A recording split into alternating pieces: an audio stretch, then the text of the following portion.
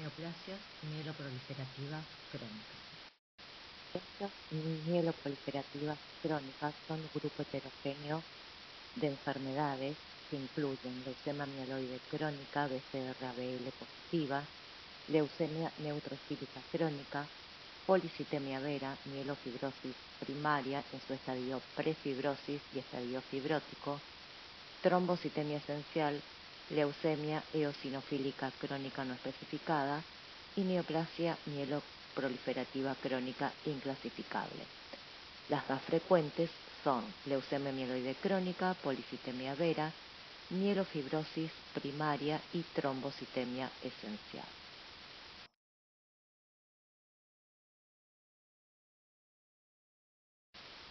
La leucemia mieloide crónica es un producto de la proliferación patológica inducida por el BCR-ABL. El cromosoma Filadelfia es un trastorno adquirido que resulta de la traslocación recíproca entre el cromosoma 9 y el 22, originando el gen quimérico BCR-ABL. Este gen quimérico BCR-ABL es el que origina una proteína con actividad de tirosina quinasa que puede tener diferentes puntos de corte, dando origen a una proteína que es la P210, que es la más frecuentemente encontrada en leucemia mieloide crónica, pero también puede dar origen a otra proteína, la P190 o P230, y se vincula al crecimiento y replicación celular. Pero no es exclusivo de esta enfermedad, también puede presentarse en leucemia linfoblástica aguda o en leucemia mieloblástica aguda. Otras anormalidades genéticas adquiridas en esta enfermedad pueden ser el doble cromosoma Filadelfia, trisomía del 8, trisomía del 19, entre otras anormalidades, con una incidencia de 1 a 2 nuevos casos cada 100.000 habitantes por año. Se presenta fundamentalmente entre la quinta y sexta década de la vida, con un ligero predominio masculino y de etiología desconocida.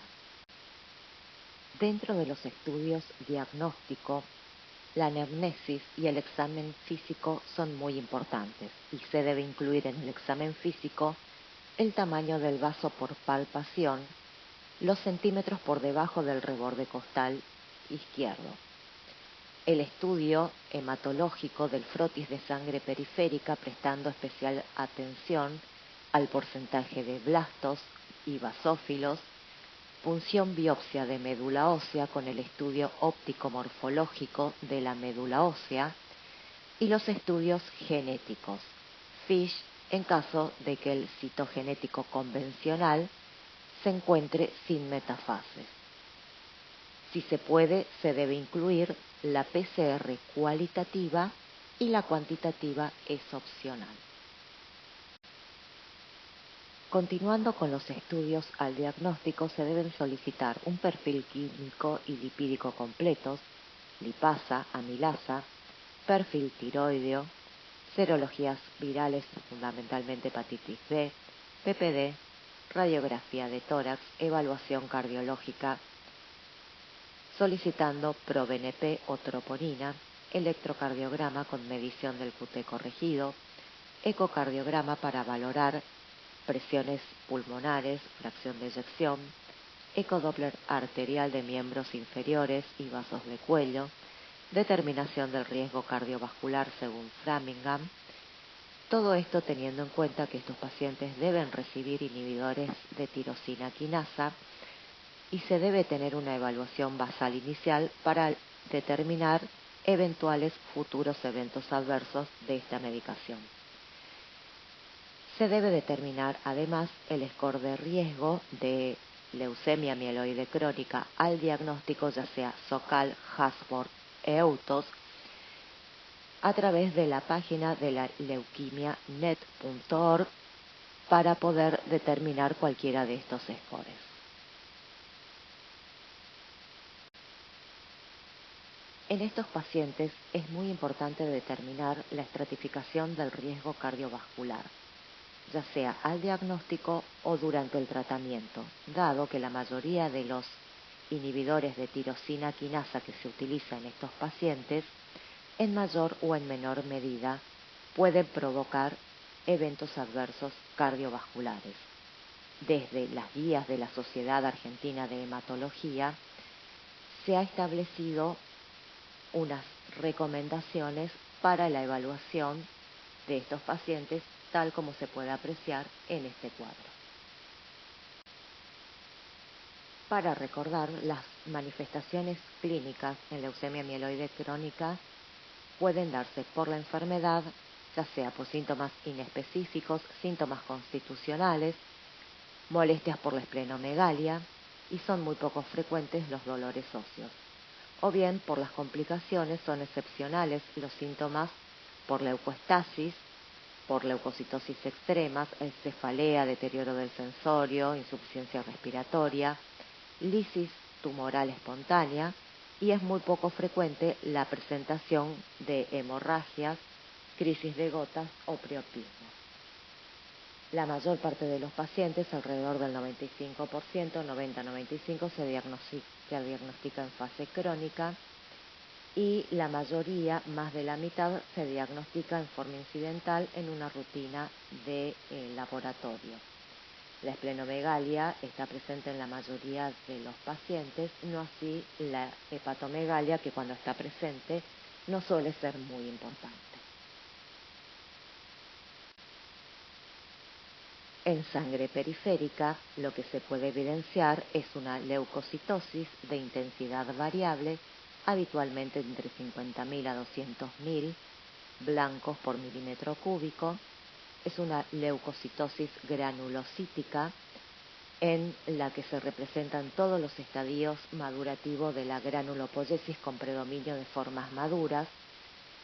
Semeja a una médula ósea que se desplaza a sangre periférica, y en general el porcentaje de blastos es escaso. La anemia puede ser leve a moderada y las plaquetas pueden ser normales o aumentadas, y en general, cuando se presentan bajas, habría que descartar fase acelerada o crisis blástica. En esta presentación ustedes pueden apreciar los scores de riesgo que se utilizan al diagnóstico en estos pacientes, que se calculan en la página de la LeukemiaNet, como les dije anteriormente, y es muy importante determinarlos al diagnóstico porque también me puede determinar el tratamiento inicial e incluso lo que yo podría llegar a esperar en la evolución de estos pacientes.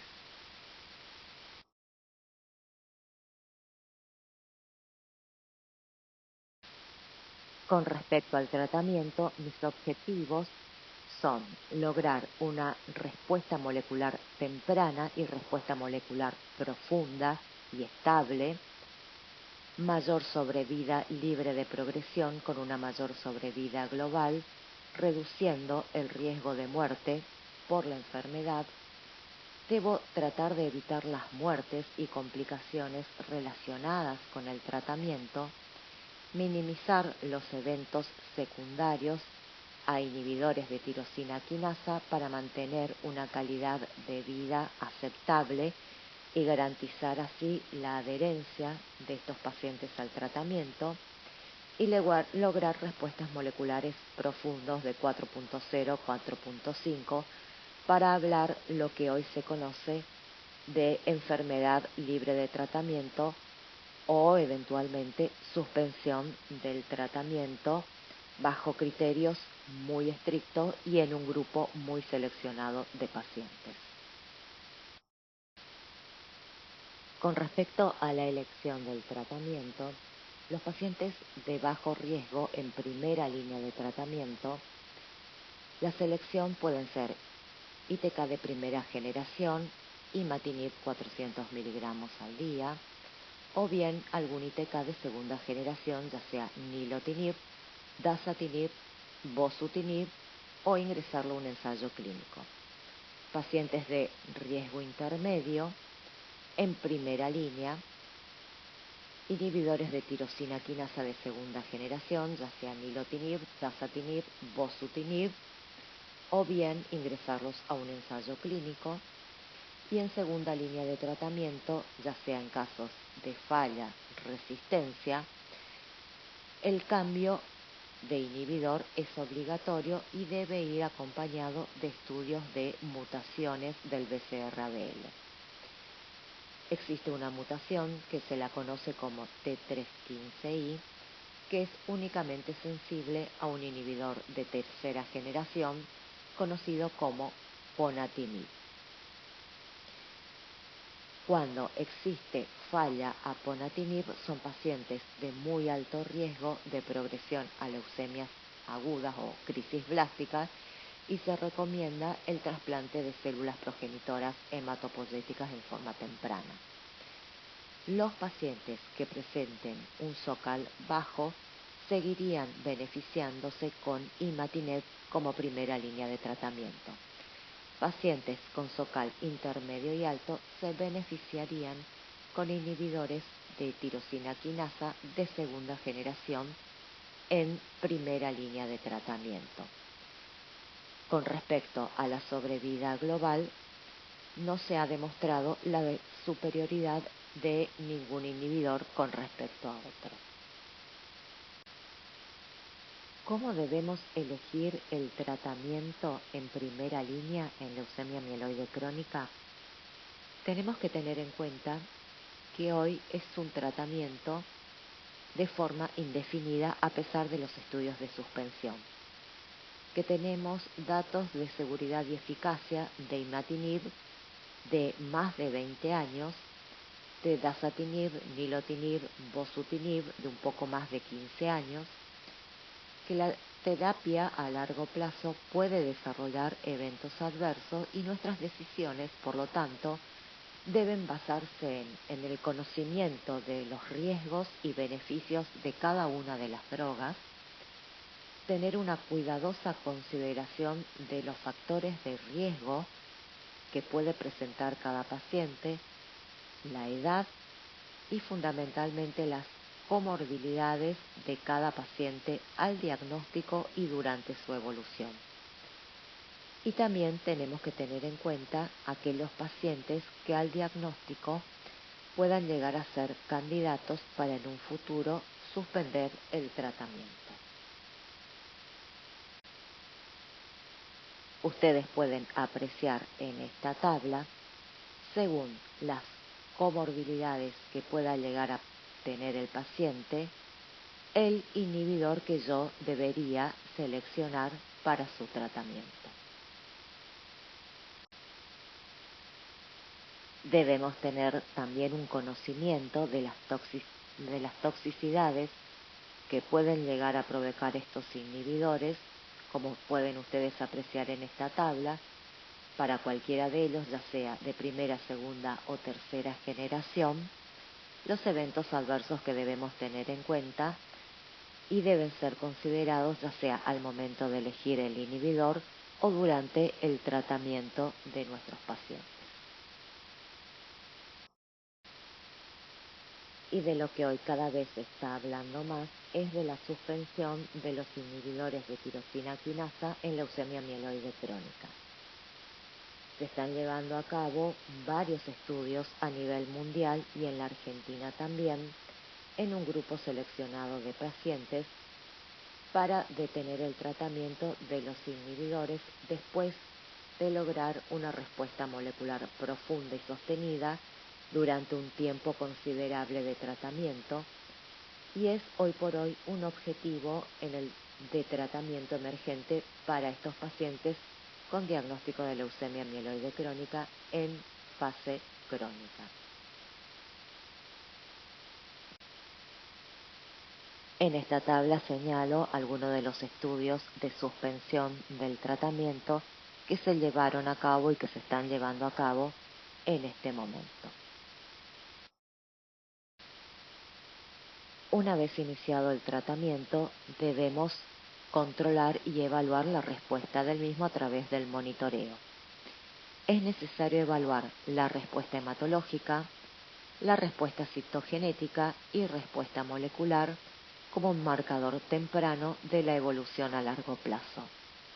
Los avances en la tecnología y la estandarización en los métodos de PCR para evaluar la respuesta molecular cuantitativa ha hecho posible únicamente utilizar la respuesta molecular para evaluar a estos pacientes. ¿Cómo los seguimos? Se realizan, o la sugerencia es realizar hemograma cada 2 semanas hasta lograr la remisión hematológica completa desde el diagnóstico, luego mensual y luego cada 3 meses y así sucesivamente. El estudio citogenético de médula ósea a los 3, 6 y 12 meses de iniciado el tratamiento o hasta alcanzar la respuesta citogenética completa. El estudio de PCR cuantitativa del BCR-ABL se debe realizar cada 3 meses hasta alcanzar la respuesta molecular mayor o una respuesta molecular profunda y luego cada 3 a 6 meses. Los pacientes que presenten falla del tratamiento o progresión de enfermedad se debe realizar análisis mutacional, se debe estudiar nuevamente en forma citogenética para buscar anomalías citogenéticas adicionales al cromosoma Filadelfia, que pueden ser un doble cromosoma Filadelfia, trisomía del 8 o alguna otra alteración, y un inmunofenotipo por citometría de flujo en caso de crisis blástica. En este cuadro podemos apreciar cómo debemos monitorear al paciente a los 3 meses, 6 meses, 12 meses y las definiciones de respuesta óptima al tratamiento o bien de falla. Y lo que tenemos que tener en cuenta que son las advertencias que, si bien no son un criterio de rotar el inhibidor, sí es un criterio de estar muy atento a que el paciente puede llegar a presentar en cualquier momento algún tipo de falla y sí tener indicación futura de rotar el tratamiento.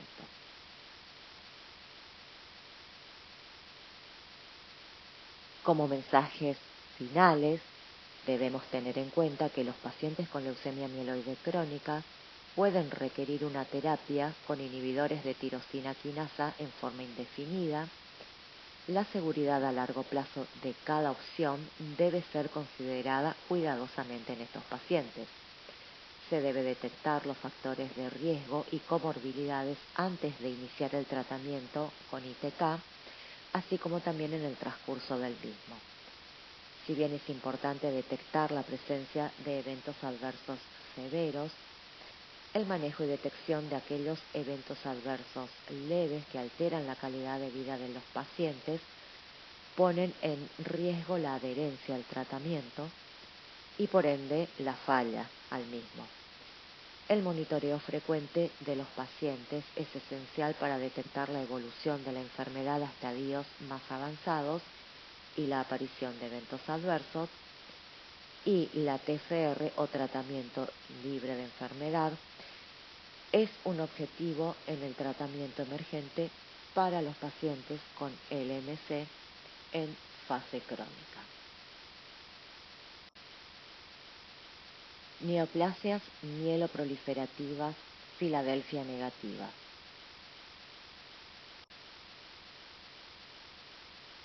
Representa un grupo heterogéneo de enfermedades que se caracterizan por la proliferación celular de uno o más linaje mieloide y afecta entre la quinta y séptima década de la vida, con una incidencia anual de 6 cada 100.000 habitantes y que como características generales presentan hipercelularidad de la médula ósea con maduración hematopoyética efectiva, esplenomegalia y hepatomegalia de comienzo insidioso y que pueden tener progresión de la enfermedad, ya sea a nivel genético o por aumento de la organomegalia o por fallo medular. Y la tendencia de estos pacientes es presentar complicaciones trombohemorrágicas.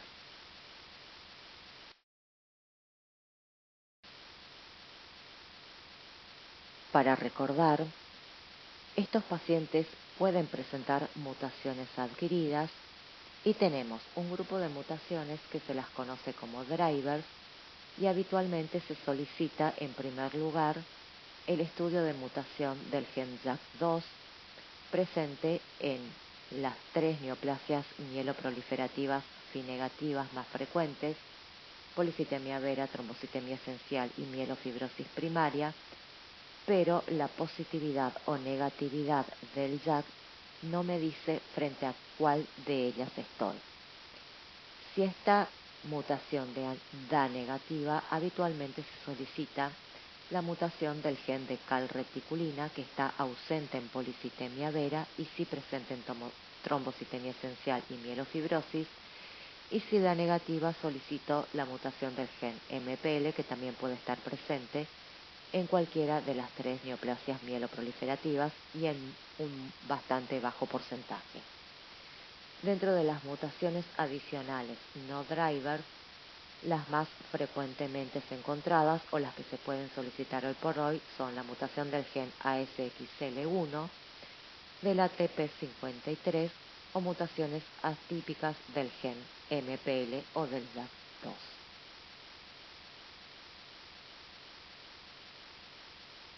¿Qué estudios debemos solicitar si sospechamos la presencia de una neoplasia mieloproliferativa?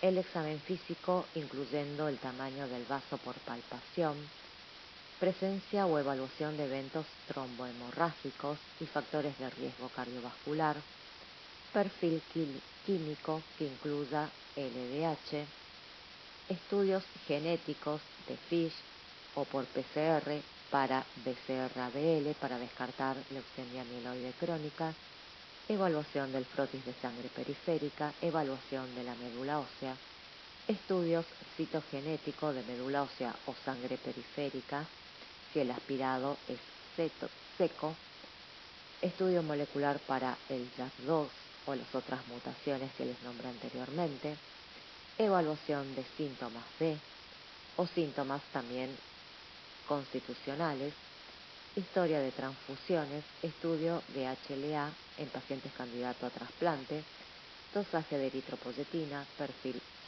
férrico, saturación arterial de oxígeno, masa eritrocitaria para policitemia vera y estudios de coagulación para evaluar von Willebrand adquirido, QUIC, KPTT, fibrinógeno, antígeno de von Willebrand, cofactor de ristocetina.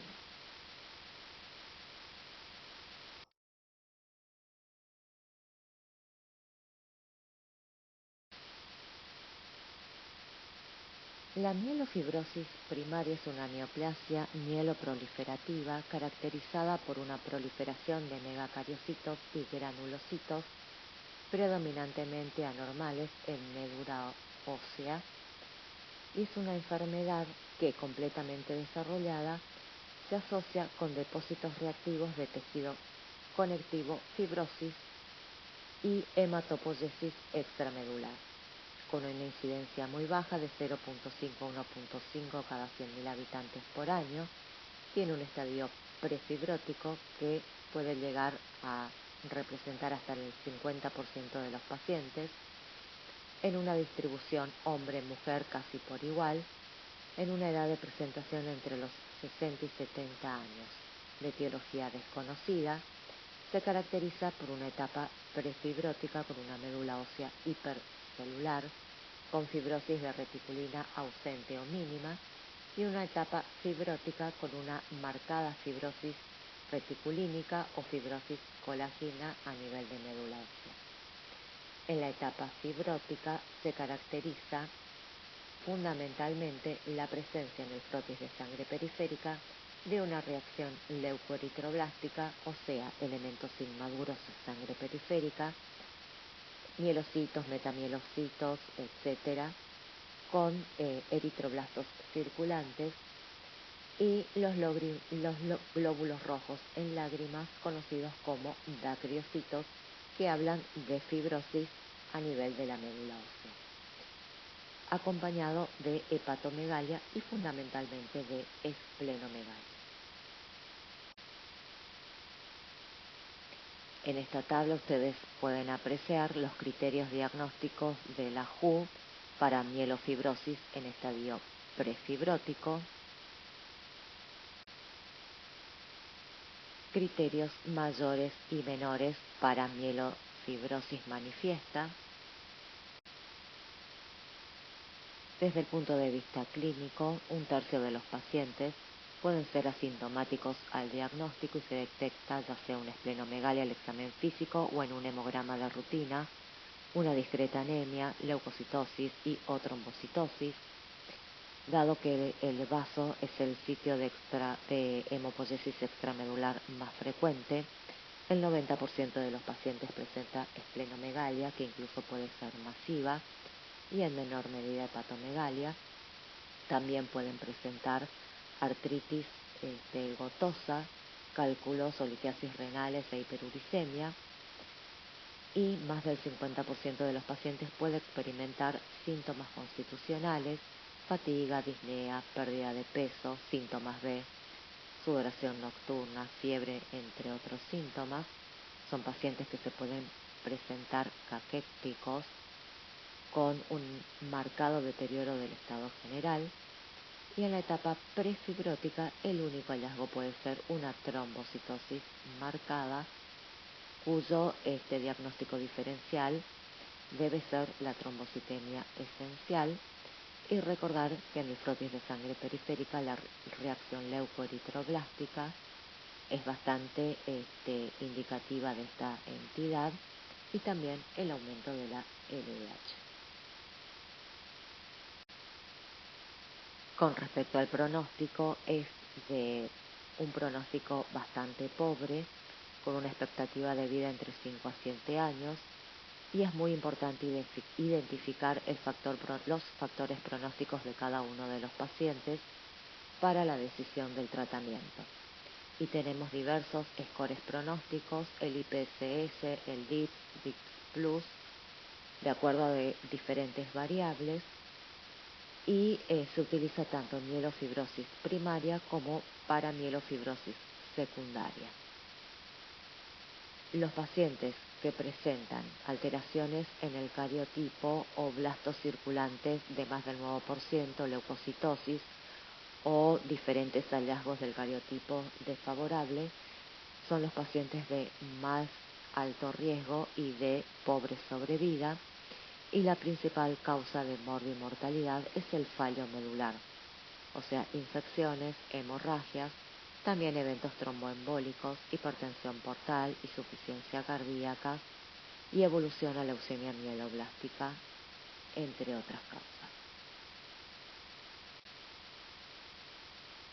En esta tabla ustedes pueden apreciar las variables que se utilizan en los diferentes scores pronósticos, siendo el DIP y el DIP Plus los más usados en la actualidad. Los más importantes, la edad mayor de 65 años, los síntomas constitucionales, blastos, el cariotipo, son los que se deben tener en cuenta al diagnóstico.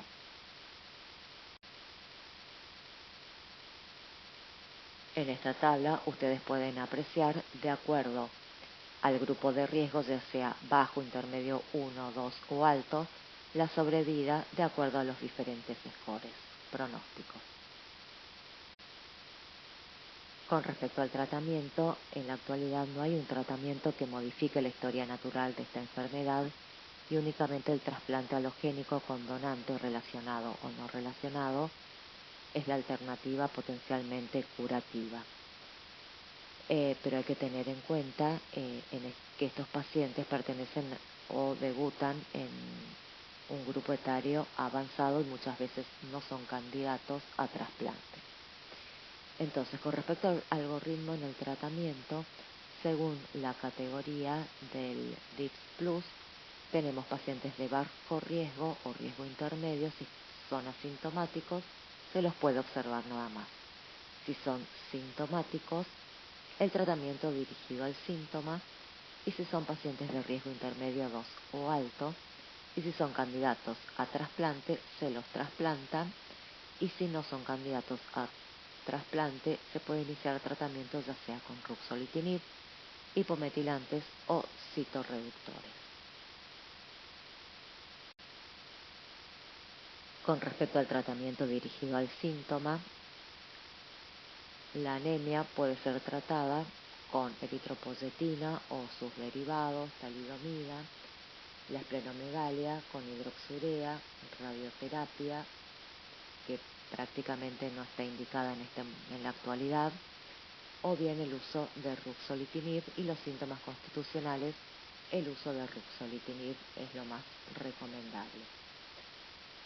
Soporte transfusional también muchas veces es necesario en estos pacientes. Pueden tener focos de hemopoiesis extramedular en sitios atípicos como en pulmón, pudiendo desarrollar hipertensión pulmonar. La radioterapia puede ser eficaz. Y con respecto al trasplante, como ya dije anteriormente, son pocos los pacientes que tienen indicación, sobre todo por la edad en la que se presenta esta enfermedad. Es el único tratamiento potencialmente curable, y la indicación es en el grupo de pacientes que tienen factores de riesgo desfavorables y en general presentan un DIPS plus intermedio 2 o pacientes de alto riesgo.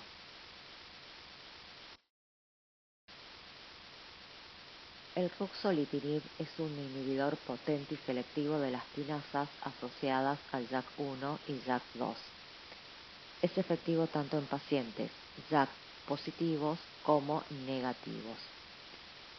Se demostró que reduce la esplenomegalia, mejora los síntomas constitucionales, disminuye los niveles de citoquinas inflamatorias, pero tiene una alta tasa de discontinuidad en más de la mitad de los pacientes y presenta un ligero beneficio en la sobrevida, con reducción en la tasa de trombosis venosas demostrada en el estudio RESPONSE, que es en policitemia vera. Se indica en mielofibrosis primaria o mielofibrosis post-policitemia vera y trombocitemia esencial, esplenomegalia sintomática y o síntomas constitucionales. No se debe elegir para mejorar las citopenias relacionadas a mielofibrosis, y el inicio en pacientes con scores de más bajo riesgo como intermedio 1 se asocia a buena respuesta y tolerancia, aunque en la actualidad está indicado en scores más avanzados.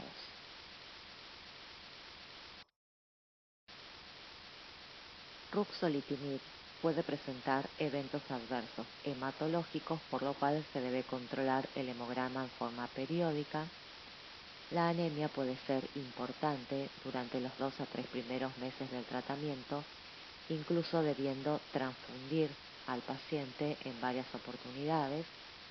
Es aconsejable el uso de eritropoyetina, y dentro de los no hematológicos, fatiga, diarrea, edemas, náuseas, vómitos, entre otros. Pero en general son bien tolerados y no generan motivo de suspensión del tratamiento. Con respecto a la suspensión de dosis o suspensión del tratamiento, debe tenerse sumamente cuidado por el efecto rebote que puede llegar a producir, y se aconseja disminuir paulatinamente e incluso el uso de corticoides si es necesario suspenderlo. La duración del tratamiento es indefinida, todavía no se sabe exactamente cuánto tiempo tratará un paciente. El efecto sobre la fibrosis medular aún se encuentra en investigación, y el ajuste de dosis se realiza fundamentalmente según los recuentos plaquetarios. En pacientes con insuficiencia renal leve o moderada no requiere ajuste de dosis, sí con clearance menores a 30 mililitros, y sí también en insuficiencia hepática. Hace relativamente poco tiempo se aprobó en la Argentina el uso de fedratinib, que es un inhibidor de JAK2 y el FLT3, también para el tratamiento de la esplenomegalia y o síntomas constitucionales para los pacientes con mielofibrosis primaria o secundaria a policitemia vera y trombocitemia esencial, tanto en primera línea o pacientes que hayan presentado falla a ruxolitinib. Con dosis de 400 miligramos por día, se recomienda tomarlo con los alimentos, y los pacientes que están en tratamiento con ruxolitinib, antes de iniciar fedratinib, deben reducir gradualmente la dosis de ruxolitinib antes de suspenderlo, como se dijo anteriormente.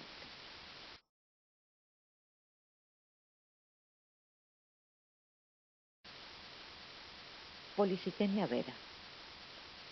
Policitemia vera es una neoplasia mieloproliferativa clonal de la stem cell hemopoyética que se caracteriza por un aumento en la producción de células rojas en forma independiente de los mecanismos normales que regulan la eritropoyesis. Presentan característicamente la mutación del JAK2 en alrededor del 95% de los pacientes, y de ser esta negativa se debe buscar otra mutación del JAK a nivel del exón 12 presente en el 4% de los pacientes. Y se caracterizan por una proliferación no solamente de la serie eritroide, sino también de la serie granulocítica y megacariocítica.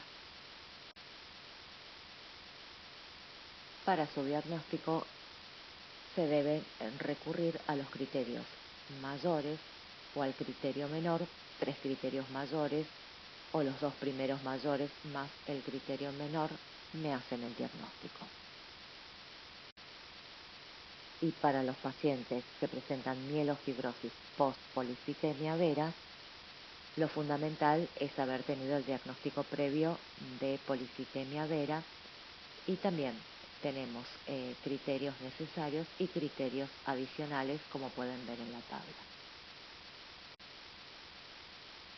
Los estudios habituales y de valor diagnóstico para policitemia vera, además del hemograma, el hemograma completo con índices hematimétricos y el frotis de sangre periférica, el perfil férrico, láctico de deshidrogenasa, ácido úrico, gases arteriales o saturación de oxígeno, dosaje de eritropoyetina sérica, el estudio molecular del JAK2 y, si es negativo, buscar la alternativa de la mutación del JAK en el exón 12, la biopsia de médula ósea, estudio citogenético, estudio de imágenes, medición del tamaño del vaso y del hígado y de la masa eritrocitaria. Esta última prácticamente en desuso por ser un método diagnóstico muy engorroso de realizar.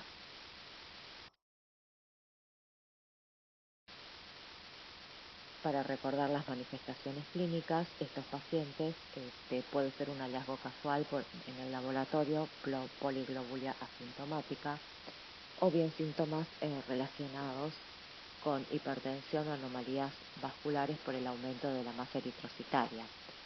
Síntomas y signos generales: facie pletórica, cefalea, quemosis conjuntival, prurito acuagénico, que puede aparecer o exacerbarse con el agua caliente, sobre todo, eritromelalgia, esplenomegalia palpable en el 70% de los pacientes, manifestaciones de trombosis arteriales y venosas, fundamentalmente en sitios inusuales, y recordar que la causa de muerte de estos pacientes son esas manifestaciones, tanto trombóticas, que son las más frecuentes, y las hemorrágicas en menor medida.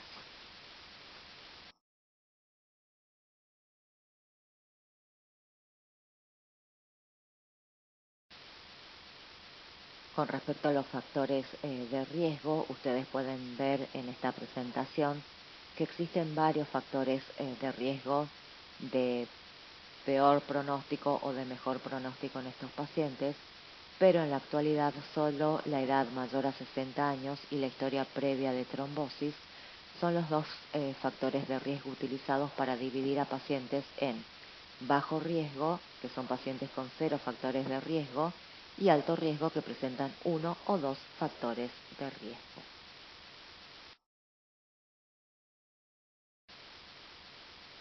Tratamiento.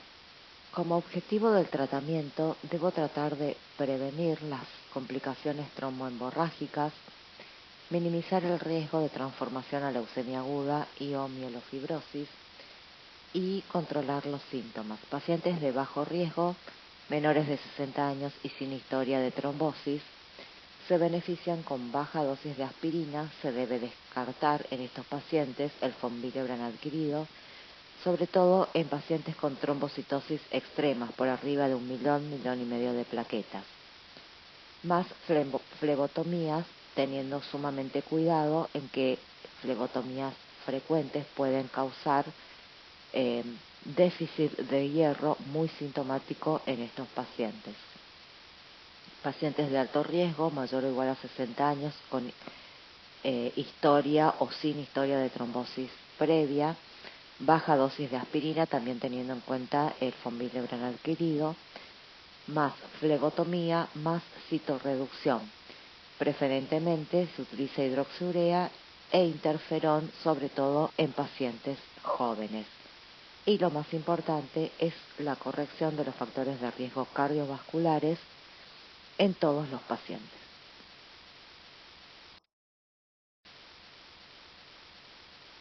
Siguiendo con el tratamiento, la flebotomía para mantener hematocrito por debajo del 45% se sabe que reduce las muertes por eventos cardiovasculares y trombosis mayores. La ferropenia no debe ser corregida en estos pacientes, salvo en los casos excepcionales que presenten síntomas severos por ferropenia. Antiagregación: todos los pacientes deben recibir aspirina a bajas dosis, entre 80 y 100 miligramos, como prevención y tratamiento de trombosis arteriales.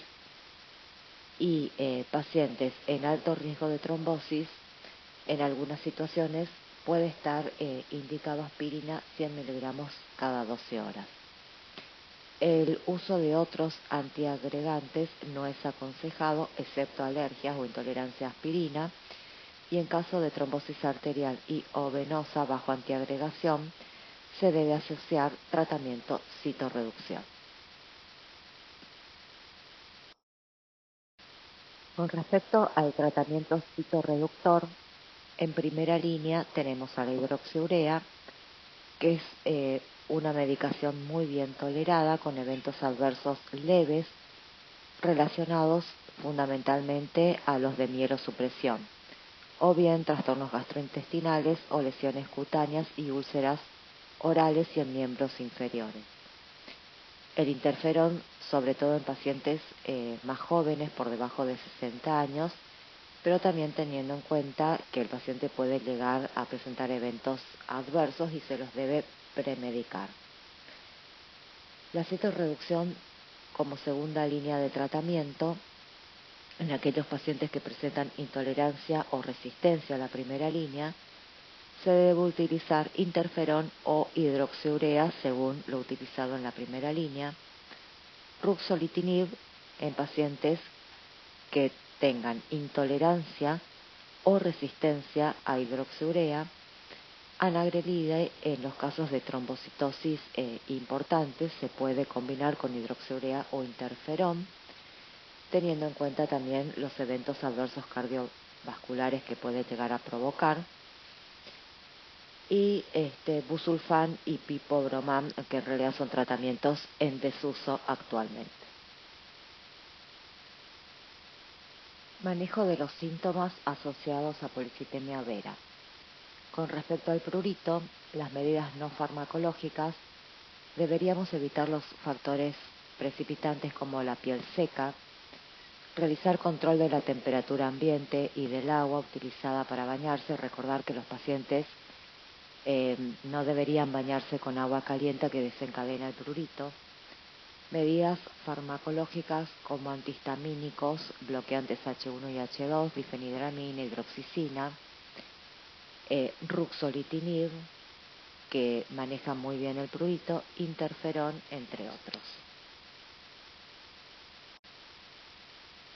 Existe un grupo de pacientes que puede ser resistente o intolerante a hidroxiurea, que es importante tratar de detectarlo, sobre todo los pacientes que presentan resistencia a la hidroxiurea, ya que esto se asocia a un aumento de 5.6 veces al riesgo de muerte, con una mediana de sobrevida después de desarrollar la resistencia de 1 a 2 años, o sea, bastante baja.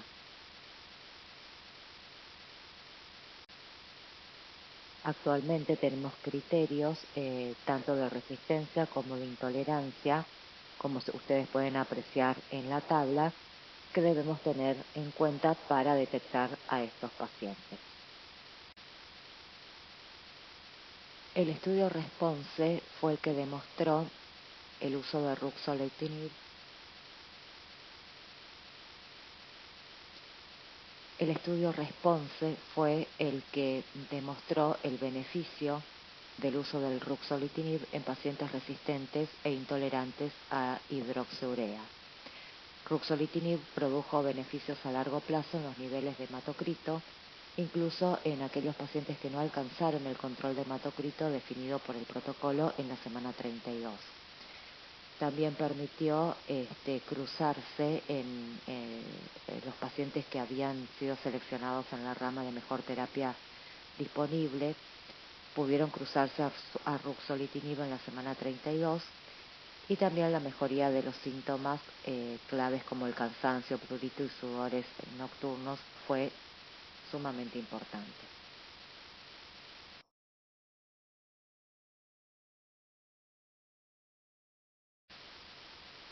Trombocitemia esencial. Trombocitemia esencial es una neoplasia mieloproliferativa crónica clonal que involucra primariamente el linaje megacariocítico.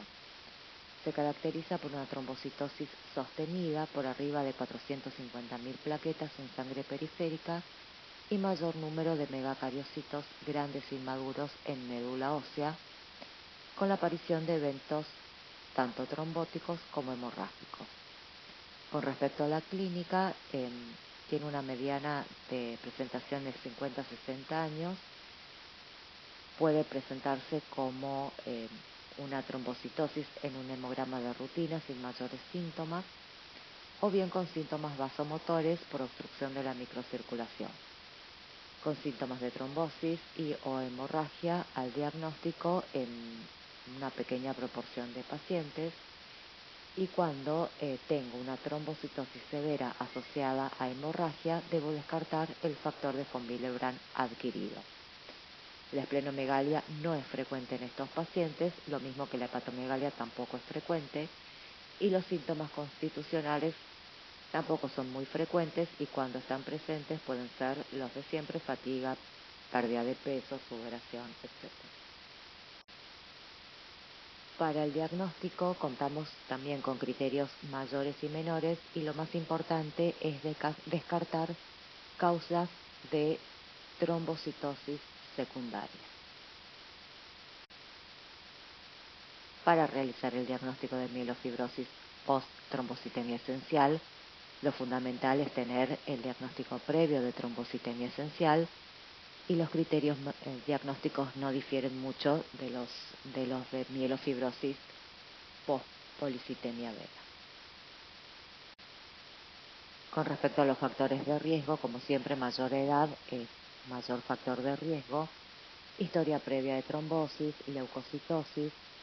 Pacientes que son JAK positivos tienen un riesgo mayor de desarrollar trombosis, lo mismo que ocurre en policitemia. La trombocitosis extrema es más bien sinónimo de alto riesgo de sangrado por el von Willebrand adquirido, y el estado triple negativo mutacional puede asociarse a sobrevidas mayores y escasas complicaciones trombóticas. O sea, el menor recuento leucocitario, mayor recuento de plaquetas y la ausencia de JAK2 se asocian en general a menor riesgo trombótico. Actualmente utilizamos un índice para predecir trombosis, que es el RIPSET, que divide a los pacientes en pacientes de riesgo muy bajo, riesgo bajo, intermedio o alto riesgo. Como ustedes pueden apreciar, la edad menor o mayor de 60 años, la historia previa o no de trombosis y la positividad o negatividad del JAK son importantes factores pronósticos. En conclusión, trombocitemia esencial es un trastorno indolente que puede estar interrumpido por eventos tromboembólicos o hemorrágicos, que son en general la causa de muerte de estos pacientes, con un bajo riesgo de transformación a mielofibrosis o leucemia aguda,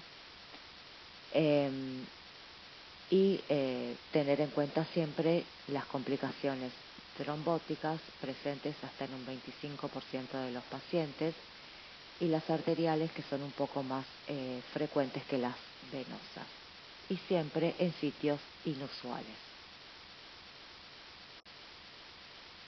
Con respecto al tratamiento, como objetivos del mismo, tenemos que controlar los síntomas, resolver los trastornos de la microcirculación y prevenir las complicaciones trombóticas y hemorrágicas. Para controlar los síntomas, si el paciente, tener en cuenta si el paciente tiene esplenomegalia sintomática o no. En general no está presente la esplenomegalia, es muy raro que estos pacientes la presenten, lo mismo que los síntomas constitucionales. También controlar los trastornos de la microcirculación con antiagregación o citorreducción, tratamiento o prevención de las manifestaciones hemorrágicas. Se debería iniciar tratamiento citorreductor en pacientes que tienen manifestaciones hemorrágicas con el Von adquirido, y no se recomienda tratamiento citorreductor solamente basado en el recuento de plaquetas. Y como en todas estas enfermedades mieloproliferativas, el control estricto de los factores de riesgo cardiovasculares debe realizarse siempre. Ustedes pueden apreciar en este algoritmo las recomendaciones del tratamiento de estos pacientes de acuerdo al IPSEP y los factores de riesgo cardiovasculares. Pacientes de muy bajo riesgo, sin factores de riesgo cardiovascular, observación; con factores de riesgo cardiovascular, aspirina. O los de bajo riesgo, sin factores de riesgo, únicamente aspirina; con factores de riesgo cardiovascular, considerar doble antiagregación, o sea, aspirina 2 veces por día. Riesgo intermedio, sin factores de riesgo cardiovascular o con factores de riesgo, aspirina y citorreducción. Y en los altos riesgos, aspirina y citorreducción. Si presenta historia de trombosis arterial, aspirina 2 veces por día. Y si presenta eventos trombóticos venosos, anticoagulación combinado con aspirina, solo si tiene factores de riesgo cardiovascular. Recordar que independientemente del diagnóstico, estos pacientes, los pacientes que tienen eventos trombóticos venosos, deben anticoagularse inicialmente de forma indefinida, ya sea que tenga policitemia vera, trombocitemia esencial o mielofibrosis. Se debe valorar la terapia de citorreducción en pacientes con leucocitosis progresiva o con esplenomegalia progresiva o sintomática. Y como les dije anteriormente, todo paciente con recuento plaquetaria por arriba de 1.000.000 debe descartarse antes de indicar aspirina el Von Willebrand adquirido. Como conclusiones finales, es importante saber distinguir las diferentes neoplasias mieloproliferativa crónica, ya que algunas de ellas tienen un enfoque terapéutico diferente. Conocer algunas de las alteraciones genéticas es útil a la hora de definir la conducta de tratamiento. Entender que muchas veces puede existir superposición entre las diferentes neoplasias mieloproliferativas crónicas. Tratar de identificar aquellos factores de riesgo que puedan llevar al paciente a estadios avanzados de la enfermedad, y se deben corregir aquellos factores de riesgo cardiovascular que inciden en el mal pronóstico y evolución de estos pacientes.